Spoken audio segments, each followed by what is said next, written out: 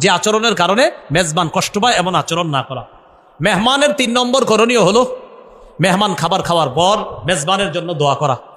আরবিতে পারলে আরবি, বাংলায় পারলে আরবি যদি পারেন আল্লাহুম্মা বারিক লাহুম ওয়া ফিমা রাযাকতাহুম, আপনি এটা বলতে পারেন আল্লাহ তাদেরকে তাদের রিজিকে আপনি বরকত দিয়েন, ওয়াগফির লাহুম তাদেরকে আপনি মাফ করেন। আপনি বাংলায় বলবেন আল্লাহ তাদের রিজিকে বরকত দিয়ে দিয়েন, তাদেরকে আপনি মাফ করে দেন। সহিহ মুসলিম এই দোয়াটা আছে। আরো দোয়া করতে পারেন আল্লাহুম্মা আত'ইম মান আত'আমানি, আল্লাহ যিনি আমাকে খাওয়াইয়েছেন তাকে আপনি খাওয়ান। ওয়াসকিমান সাকানি, যে আমাকে পান করিয়েছে তাকেও পান করান। কোন নুসখা আছে মান আসকানি, যে আমাকে পান করিয়েছে তাকেও পান করান।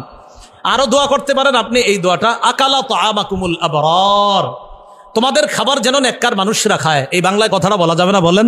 আর হাদিসেও আছে লা ইয়াকুল তাআমাকা ইল্লা তাকিয়ুন, এ মানুষ আমার উম্মত তোমরা শোনো, তোমার ঘরের খাবারটা ভালো মানুষরা ছাড়া যেন অন্যরা না খায়, তাকওয়া বা নেককার মানুষরাই যেন তোমার খাবারটা গ্রহণ করে। মেহমানদারির ব্যাপারে এই 8টা কথা আমরা জানলাম।